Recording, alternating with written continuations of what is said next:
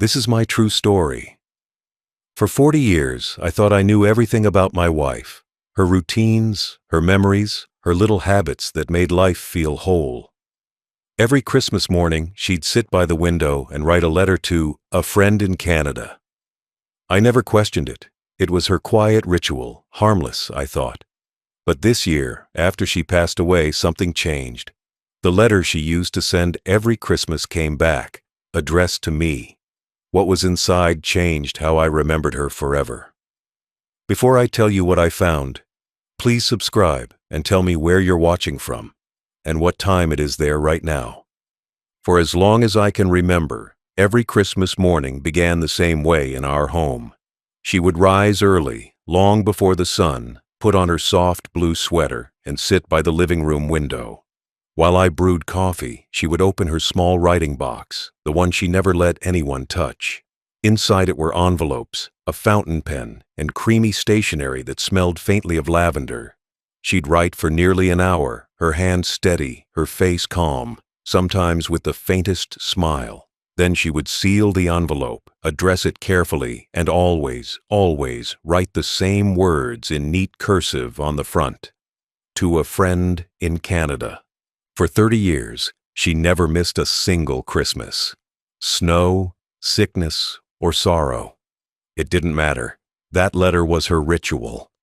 I'd watch her slip it into the postbox after breakfast. No explanation, no conversation about it. It was just something she did, as much a part of the holiday as the tree or the lights. When I once asked who it was for, she only said, "Someone who deserves kindness." I never pressed her further. Marriage teaches you when to ask questions and when to let peace be. In the beginning, I found it endearing, a small reminder that she was a woman of quiet routines and sentimental habits. She was always thoughtful with others, sending cards to neighbors, gifts to friends, and donations to strangers. So writing to a friend across the world didn't seem strange. Still, over the years, something about those letters became almost sacred.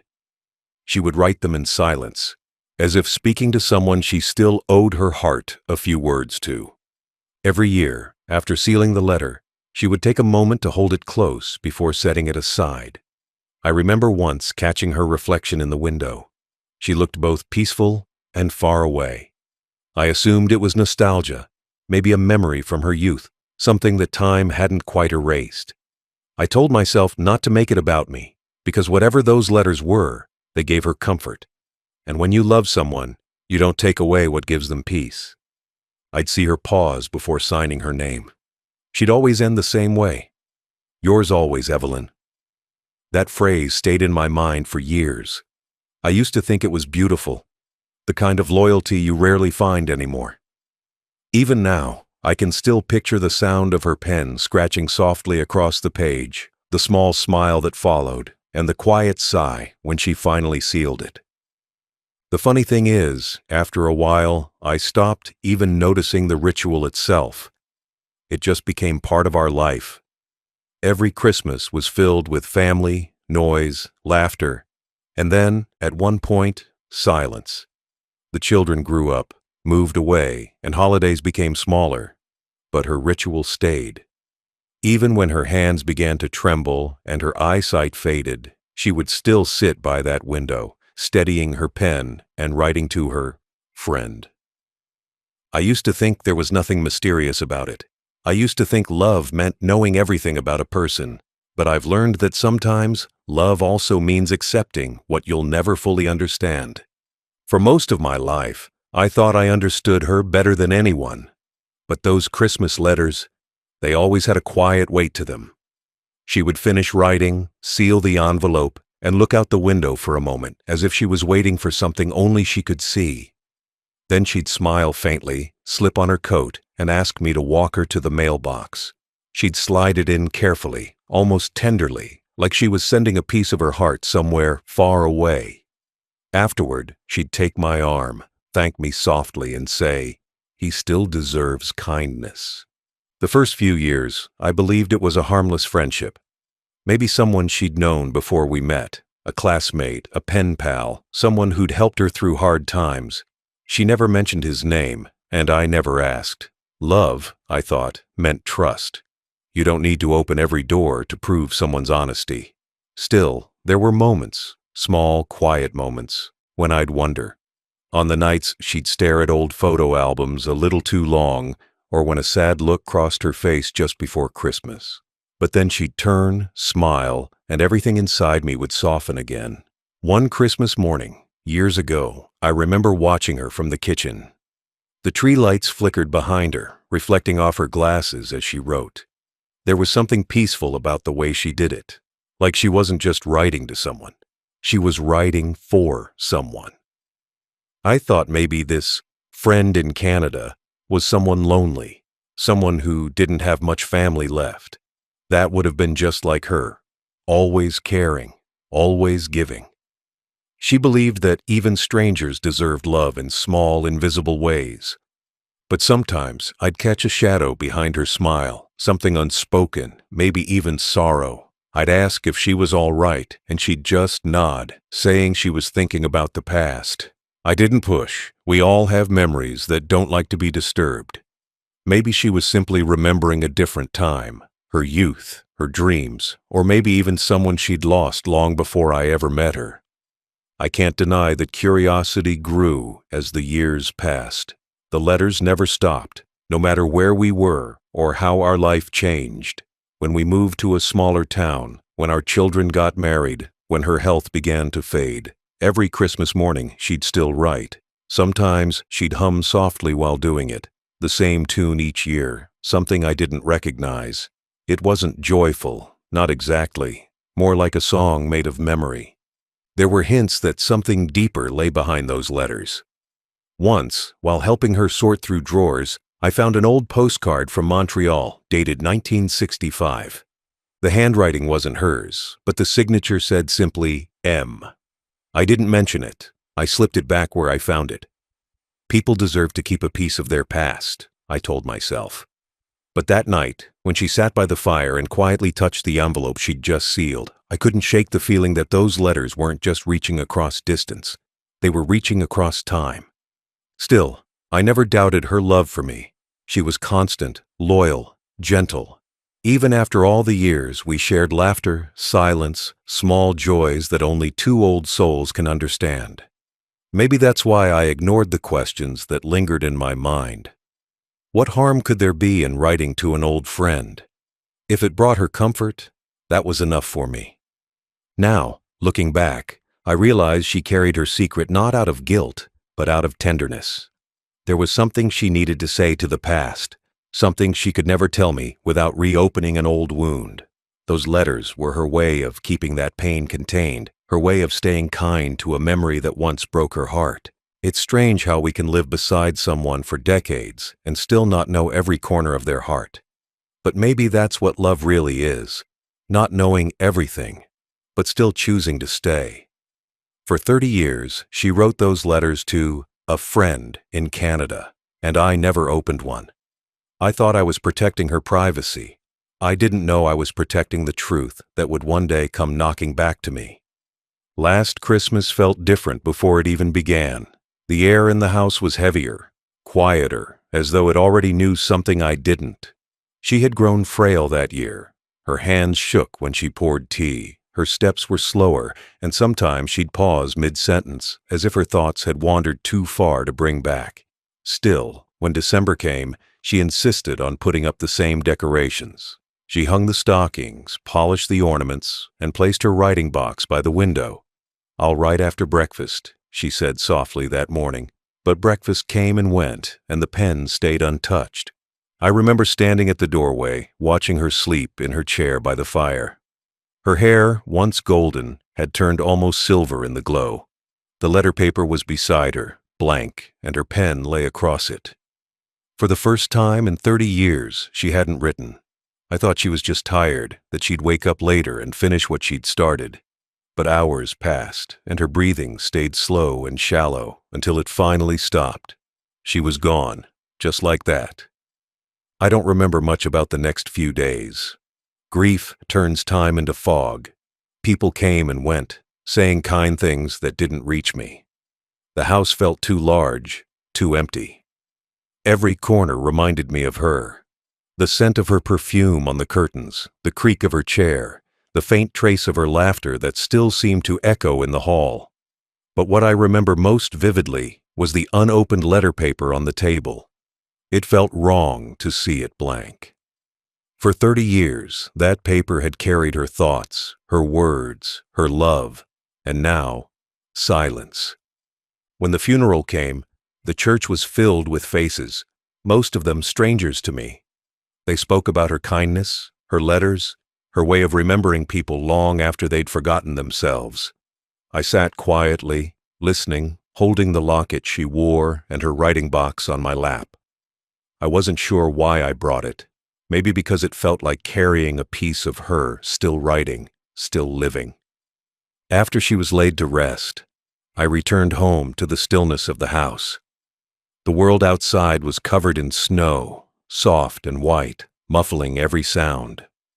The clock ticked too loudly in the living room. I poured myself a cup of cold tea she'd made earlier that morning, the last thing she'd ever brewed. On the table, her envelope sat sealed, but unstamped. The address read the same as always. To a friend in Canada. The handwriting was weaker than before, shakier, as though even her final message took effort to finish.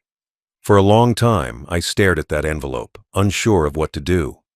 My first instinct was to leave it untouched, to keep her ritual frozen in time. But another part of me, the part that still believed love keeps its promises, told me I should send it. Maybe it was foolish, but I couldn't let her 30-year tradition end unfinished. It felt like betraying her memory if I didn't. So, the next morning, I put on my coat and walked down to the post office.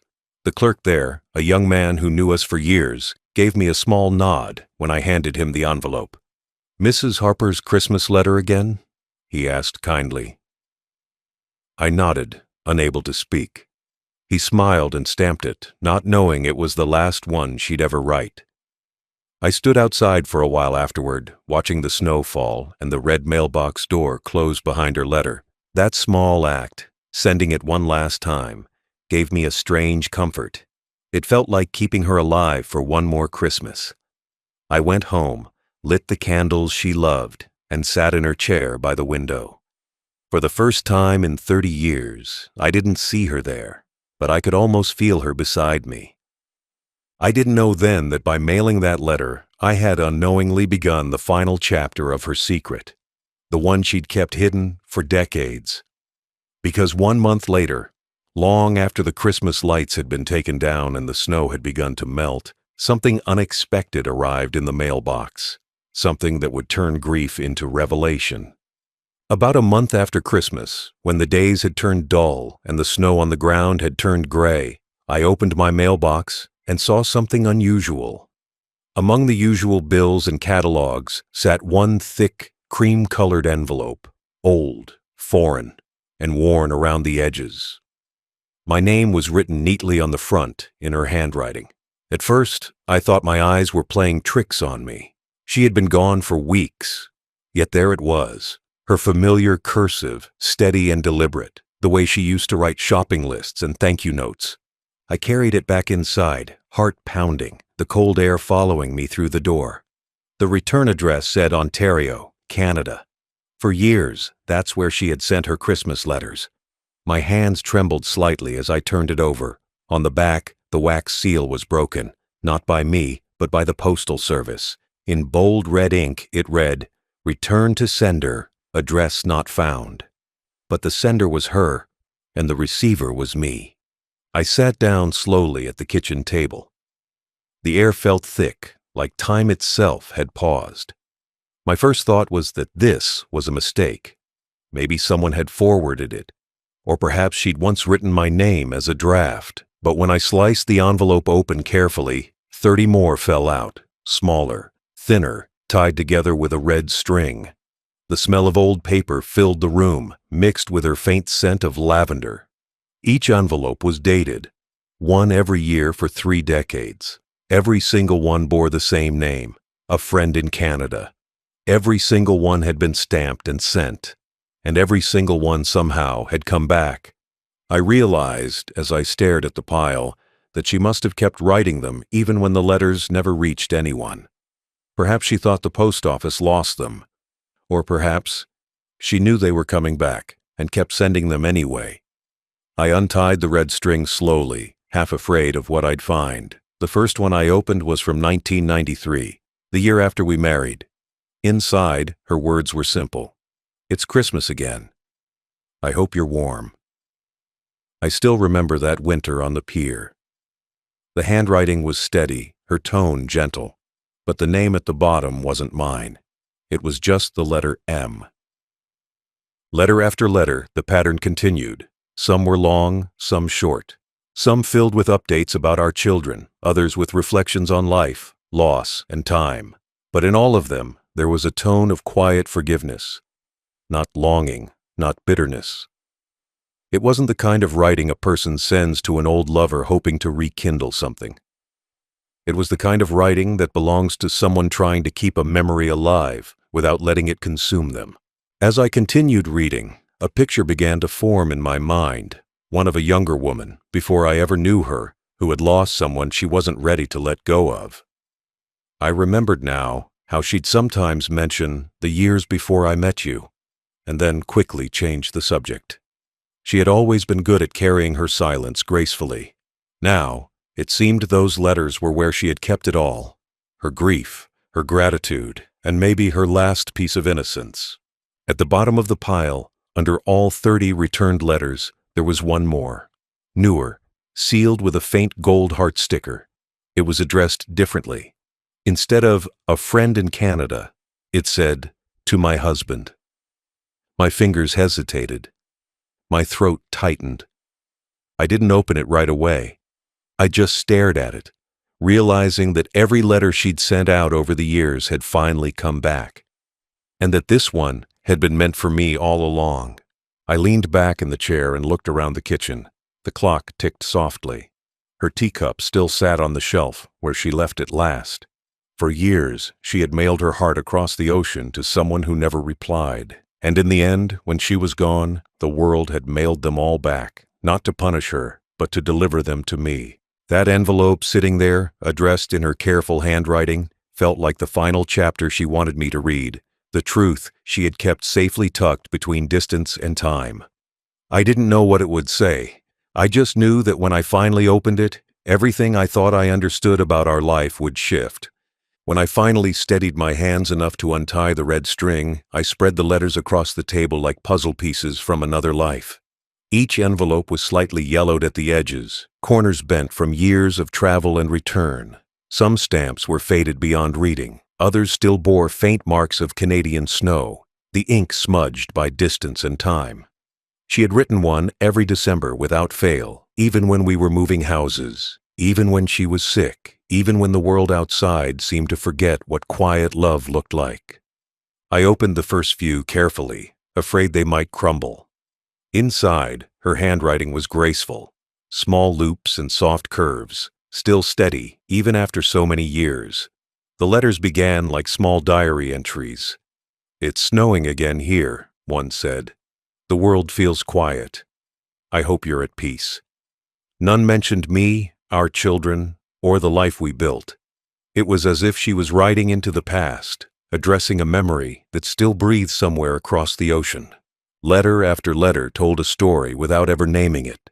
She spoke of a boy she once knew, someone who left for Canada decades ago. "You said you'd write when you arrived," one letter read, "but maybe the distance was too far, or maybe I was too easy to forget." Her tone wasn't angry. It was patient, tender, and resigned. Another letter from years later said, "I married a kind man. He doesn't know about this, and I hope he never needs to. But you should know that love didn't end. It just changed shape." I read through them slowly, sometimes stopping between pages when my chest grew too tight. There was no betrayal in her words, no affair hidden behind coded lines. What I saw was grief that never fully healed, love that had ended before it had a chance to begin. She had carried it like a quiet scar beneath her smile, never burdening anyone else with it. Some of the letters were short, almost like prayers. "I forgive you," she wrote one year, "for leaving, for silence, for the space between us." Others were full of detail, describing the garden she tended, the family she raised, the home she filled with laughter. "I'm happy," she assured him, "truly happy. But every year when the snow falls, I still write, not to ask for you back, but to remember who I was when you left." It became clear that she wasn't writing to a man anymore. She was writing to a moment frozen in time, to her younger self, perhaps, or to the version of her heart that had once believed in forever. Each letter was an anchor to her youth, a promise to herself that love wouldn't turn bitter. At the very bottom of the pile, beneath all the returned envelopes, lay one marked differently, "To my husband." The seal was fresh, the ink newer, her handwriting weaker, but still unmistakably hers. For a while, I couldn't bring myself to open it. I just held it, tracing her name with my thumb. The weight of those 30 unopened letters pressed on my heart, not because of jealousy, but because of understanding. I realized she had spent 3 decades trying to let go of someone who had already been gone, yet she'd never once let that loss poison what we had. She built a life with me, while still honoring the ghost of a love that shaped her, and in some quiet, impossible way, I admired her for that. It takes strength to keep writing into silence. When I finally opened the last envelope, her words were brief.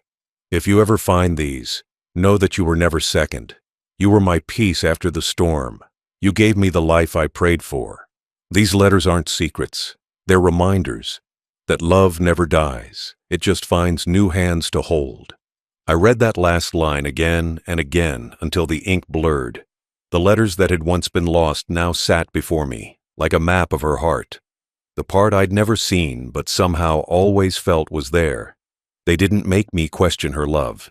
They made me understand it. When the truth began to settle, it didn't arrive like thunder.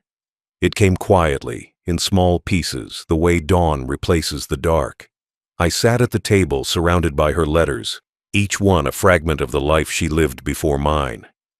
For days, I couldn't bring myself to move them. I'd make tea, sit down, and reread one or two, trying to understand the woman I thought I already knew.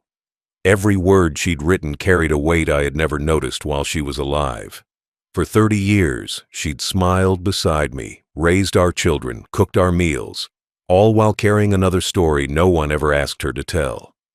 Her handwriting changed over time, softer in the later years, but her tone stayed constant, calm, forgiving, never desperate. I realized she hadn't been trapped in that old love. She had simply refused to let pain turn her heart bitter. Somewhere in those letters was the version of her that existed before I met her. The young woman who lost something precious and promised herself never to forget it. It wasn't disloyalty. It was memory. A quiet act of keeping something human alive. One afternoon, I called her oldest friend, a woman named Claire. They had known each other since girlhood. When she heard my voice, there was a long pause. Then she sighed softly and said, "You found the letters, didn't you?" I didn't answer right away. She continued before I could speak. "His name was Matthew. They met before you. He was supposed to marry her, but he died in an accident just after moving to Canada." The words hit me gently but deeply. I leaned back, letting them sink in. Claire went on to explain what my wife never could. After Matthew's death, she'd written him one last letter and mailed it. But when it came back unopened, she sent another the next Christmas, and another the year after that. It became her ritual, a way to talk to someone who no longer existed in this world. When I came into her life, she didn't stop writing, not out of longing, but because those letters had become part of how she survived loss. "She never compared you to him," Claire said. "She just couldn't let go of the habit of writing him forgiveness." When I hung up the phone, I sat for a long time without moving. The truth didn't make me angry. It humbled me. She had loved deeply before me, lost painfully, and still found the courage to love again. Most people close their hearts after loss. She found a way to open hers wider, and she never let that pain touch me. She gave me everything, her laughter, her patience, her years. The letters weren't betrayal. They were proof that she knew how to love through grief. That evening, I reread her final note to me. You gave me peace after heartbreak. Those 7 words echoed in my mind until I understood what they meant. I wasn't her first chapter. I was her closure. I wasn't the love that burned. I was the one that healed. It takes a lifetime to learn that difference. In the days that followed, I boxed up the letters carefully, tied them again with the same red string, and placed them in her writing box. For a while, I considered burning them, not out of anger, but as a way to set her free completely. But then I realized she didn't need freeing. The letters had already done their work. They had carried her pain, absorbed her silence, and delivered peace back to her in their own way. When I looked at her photograph that night, she seemed different. Not because she had changed, but because I had finally seen all of her. Love, I learned, isn't about knowing every secret. It's about understanding that some silences aren't walls. They're windows into the parts of a soul too fragile to speak aloud. She had carried a secret all her life, yes, but that secret wasn't a burden. It was a story unfinished, one she had gently folded away and kept close to her heart. And in her final act, by addressing that last letter to me, she had passed that story on, not to be judged, but to be understood. It took me days before I had the strength to open her final letter. I'd kept it on the nightstand, untouched, as if leaving it sealed could keep her a little closer. But one morning, when the light came through the curtains just right, soft, golden, almost familiar, I sat down and unfolded it carefully. The paper was thick, the ink slightly smudged, and her handwriting carried the tremor of her last months. The first words were gentle, almost like she was speaking to me across the room. If you're reading this, I'm gone. But don't be sad. This letter isn't about goodbye. I paused and exhaled slowly. It felt as though she had anticipated every emotion I'd feel. The more I read, the clearer it became that she hadn't written it out of guilt, but out of love. The kind of love that refuses to vanish quietly. She explained that she had always wanted to tell me about the letters to a friend in Canada, but every time she tried, she couldn't find the right moment. You gave me peace, she wrote. But before peace, there was grief.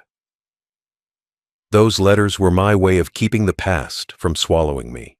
She described him, Matthew, the boy she'd known in her youth, how they'd spent winters by the river, making promises that life was too short to keep. He'd gone abroad, chasing work, planning to return for her. But fate took him too soon. For years, she'd waited for a letter that never came. Then one day, she decided to write instead, not to demand closure, but to keep hope alive. Writing to him each Christmas, she wrote, became my way of forgiving life for what it took, and forgiving myself for still missing someone who never came back. She didn't apologize for it. She didn't need to. Instead, she thanked me for never asking, for never prying, for letting her be who she was. You saw me as I am, she wrote. You gave me new memories without erasing the old ones. That's what love should be, not possession, but presence. I felt my throat tighten, a lump forming that words couldn't swallow. Midway through the letter, she confessed something even deeper, that she had written the final one, the one addressed to me, to finally close that 30-year circle. This year, she said, I wrote to him one last time. But instead of posting it, I placed it inside another letter, the one you're holding. Because the person I was writing to all along wasn't in Canada. It was the version of myself who hadn't yet met you. That line stopped me. I read it again, slowly. She wasn't writing to another man. She was writing to her younger self, the one who once lost everything and didn't know love would find her again. I realized then that her letters weren't about him anymore. They were her way of marking time, of measuring how far she'd come from heartbreak to healing. Toward the end, her handwriting grew faint, like her strength had waned, but her will had not. "If those letters ever find their way back," she wrote, "don't read them in pain. Read them with pride, because every line that began in grief ended in gratitude, and every word of love I ever wrote, no matter who it was addressed to, always found its way back to you." By the time I reached the last sentence, my eyes blurred so badly I could barely see the paper. "You were my final letter, my home after every return to nowhere." I folded the pages back carefully, pressing them flat as though trying to hold her hand through the paper. For a long time, I just sat there, feeling both heavy and light at once. Heavy with the truth I'd uncovered, but light with the peace she'd left behind. She hadn't hidden this from me out of shame. She'd simply carried it alone because it belonged to the woman she once was. That final letter didn't change how I saw her. If anything, it deepened my love for her. It reminded me that even in the quietest hearts, stories live on, and sometimes the only way to survive them is to keep writing. That evening, the house felt unbearably quiet. The ticking clock on the wall sounded louder than it ever had before.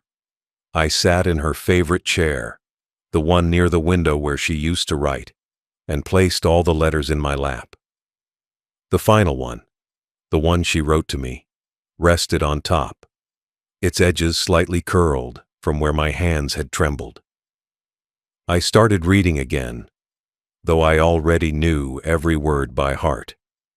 But this time, I didn't read as a man looking for answers. I read as someone learning to let go. For hours, I just sat there, surrounded by her handwriting. I could almost see her sitting across from me, smiling that small, knowing smile she always had when she caught me watching her. The smell of her perfume still lingered faintly in the air. Lavender and something faintly sweet, like old books and summer rain. I hadn't realized how many little pieces of her were still scattered around this house until that night.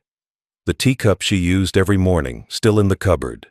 Her old scarf, still hanging by the door.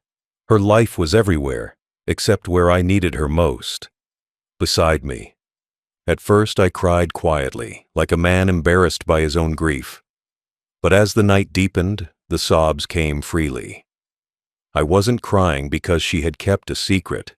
I was crying because she had carried something so heavy, so silently, and I had never noticed. She had lived an entire lifetime of feeling, first in loss, then in love again, and she had done it all with grace. I'd spent years thinking I knew everything about her. But love, I realized, isn't about knowing every corner of a person's soul. It's about accepting the parts they keep sacred. When my tears finally slowed, I started to smile, a small, weary smile, the kind that only comes when pain and peace finally learn to share the same space. I understood her now. The letters weren't written out of longing for another man. They were written out of gratitude for life itself, for surviving, for feeling, for remembering. They weren't proof of betrayal. They were proof of humanity. She had refused to erase her past just to make me comfortable. Instead, she built a bridge between who she was and who she became, and I was part of that bridge. I held the last letter again, reading the line where she said, "You were my final letter, my home after every return to nowhere." That sentence became my anchor. It told me that love doesn't compete. It evolves. She didn't love me less because she remembered him. She loved me differently, and in a way that was deeper, wiser, more deliberate. The kind of love that doesn't burn fast, but stays lit even in silence. Later that night, I stood by the window, looking out at the streetlight where she used to stand waving whenever I left for work. It flickered faintly, and for a moment, I imagined her there again, smiling softly, hand raised in farewell. I whispered into the empty room, not expecting an answer. "I'm not angry." "I understand," and in that instant, something lifted. Not forgiveness, because there was nothing to forgive but a sense of release. In the following days, I placed all her letters inside a wooden box, wrapped in the same ribbon she'd once used to tie her hair. I didn't hide them away in shame. I kept them beside the bed where I could reach them whenever the nights felt too long. Sometimes I would take one out and read it, not to remember her secrets, but to feel her presence in the rhythm of her words. And as strange as it sounds, the sadness changed. It softened. I began to see her letters not as reminders of what she once felt, but as lessons about what love truly is, complex, imperfect, and endless.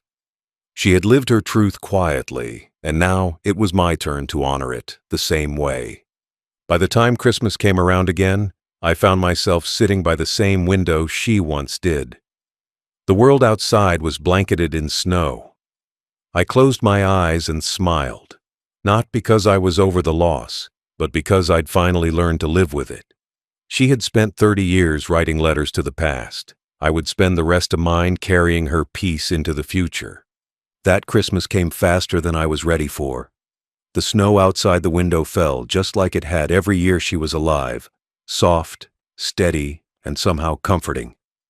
The house felt smaller without her, quieter too, though her presence still lingered in every corner. The chair by the window remained untouched, her knitting basket still beside it. I sat down there for the first time since she passed, and for a while I just watched the snow pile up on the fence. That was her favorite view, the quiet kind of beauty she never had to explain. For 30 years, she had written letters every Christmas morning to a friend in Canada. It used to puzzle me, then amuse me, and eventually I accepted it as just another one of her gentle mysteries. But now, with the truth known, the habit no longer felt strange. It felt sacred. It wasn't about who she was writing to. It was about what she was releasing. Her memories, her grief, her love. I understood now why she'd kept it so private. The world wouldn't have understood how writing to the past could keep a person alive. But I did. That morning, as I sat there alone, the idea came to me slowly. I reached for the same writing set she had always used, a small box with her initials carved faintly on the lid. The ink bottle had dried out, but there were a few sheets of paper left, yellowed at the edges. My hands shook slightly as I began to write, not because I was nervous, but because it felt like I was trespassing into something holy. I didn't plan what to say. The words just came. "My dear," I wrote, "I hope you're still writing wherever you are." It wasn't grief that guided my hand. It was gratitude. I wrote about the garden, the quiet mornings, and how I still made her favorite tea even though I never drank it. I told her that I finally understood her letters, that they weren't love notes to a ghost. They were a promise to keep feeling, no matter how much life took away. I signed it simply, "Yours as always." Then, just as she used to do, I placed it in an envelope and addressed it, but not to "a friend in Canada." I wrote, "To her friend in heaven." The next morning, I walked down to the post office. The clerk looked at the envelope, then at me, and smiled uncertainly. "No address?" he asked. I just nodded and said, "It'll find its way." He must have thought I was a lonely old man losing his mind, but he didn't question it. He stamped it gently and dropped it into the outgoing mail. As it disappeared into the slot, I felt something lift from me. The same peace I'd seen in her eyes every Christmas morning after she sent hers. It became my new ritual. Every year since, I've written one letter, sometimes long, sometimes short, depending on how heavy the year felt. I never ask her questions. I just tell her what life looks like now, who I've met, what I've learned, what memories refuse to fade. The letters aren't about death or longing. They're about continuity, about keeping the bridge between us alive, even if it only exists on paper. The neighbors started noticing, of course. One year, they asked about the letter I mailed to nowhere. I told them it was a family tradition, a way of remembering someone who once made the world warmer. Some thought it was sad, others thought it was strange, but one neighbor, a widower like me, nodded quietly and said, Maybe I should start writing too. A month later, he did, and after that, another neighbor joined him. Before long, there were 3 of us posting letters to heaven every December. I never set out to start anything. I only wanted to keep her close. But somehow, her ritual, her quiet act of love, spread to others who needed it. People who had lost someone found comfort in writing, in talking to the past without expecting a reply. And I realized then that what she left behind wasn't mystery. It was a map for healing. Every Christmas since, I sit in her chair, pour her tea, and write. I don't write for closure anymore. I write because it keeps my heart open. I tell her about the sunrise, the neighbor's laughter, the small things she would have smiled at. And when I'm done, I seal the envelope and whisper the same words she once did. He still deserves kindness. The ritual she started never really ended. It just changed hands. She wrote to the past to forgive it. I write to her to thank her for living through it. Love didn't stop when she died. It just found a quieter way to speak. Through ink, through paper, through memory. Now, years later, I sit by that same window where she used to write, and the snow outside looks just like it did the last Christmas we shared together. The world has changed. Neighbors moved away. New families bought the old houses, and children who once waved to us on the porch are now grown with families of their own. But inside this small, quiet house, one thing remains the same. Her memory, soft and constant, like the ticking clock on the wall. Time keeps moving, yet somehow, I feel like she never left. Every morning, I open the little wooden box where her letters rest. The paper is fragile now, the ink faint, but I can still read every word. I trace her handwriting with my finger, every curve, every loop. And it feels like touching her hand again. Sometimes I think about how long she carried her secret, how she kept her heart open even after it was broken once before. That takes strength, a kind I didn't understand until I got older. She didn't live in the past. She just refused to pretend it hadn't shaped her. I used to wonder if love was supposed to be perfect, simple, clean, without shadows. But she taught me that real love isn't about perfection, it's about acceptance. She carried memories of another man, but she built a life with me. That doesn't make her love smaller, it makes it deeper. Because love, I've learned, doesn't erase what came before. It just grows around it, like vines around old stone, finding new ways to hold on. Every Christmas, I still write my letter. I walk to the post office through the snow, the cold biting at my face, and I drop it into the mailbox without a word. The clerks know me now. They just smile when they see the envelope. One even said once, "Still writing to her?" I just nodded. There's no need to explain. It's not grief anymore. It's gratitude. She gave me a way to keep her close, to talk to her without needing a reply. People often say time heals everything, but I don't think it does. Time just teaches you how to live with what's left. The ache never disappears. It softens, settles, becomes part of who you are. I carry her memory not as a wound, but as a quiet warmth that never fades. Some nights, I still hear her humming in the kitchen, or feel the soft rustle of her hand brushing my shoulder as I drift to sleep. Maybe it's imagination, or maybe love simply finds ways to stay. I've come to realize that life is full of letters we never send, words we never say, truths we keep folded in the corners of our hearts. She had hers. Now I have mine. And maybe that's what keeps love alive, the quiet understanding that not everything needs to be said to be known. Some things are felt in silence, carried through years, passed on like invisible heirlooms. When neighbors visit during the holidays, they sometimes ask about the small box on the table. I tell them it's a story, not of loss, but of love that refused to fade. They look at me with that polite sympathy people reserve for old men who talk about the past. But if they listen long enough, they see what I see, that this isn't a sad story. It's a long one, a full one, the kind of story that doesn't end. It just changes form. Now, when I look back, I don't feel anger or jealousy or confusion. I feel proud Proud that I got to love someone capable of such feeling. Proud that she trusted me enough to let me find her truth after she was gone. Proud that her ritual, her letters, her quiet strength, all of it, lives on through me. Sometimes I sit by the fire at night and whisper to the air, "You wrote to your past." I write to you, and in those moments, I feel her near. Not as a ghost, not as a memory, but as part of the air I breathe. I think that's what love truly is when you're old. Not a fire that burns, but a light that never goes out. Final thought. For 30 years, she wrote to a ghost, but her last letter finally found home with me.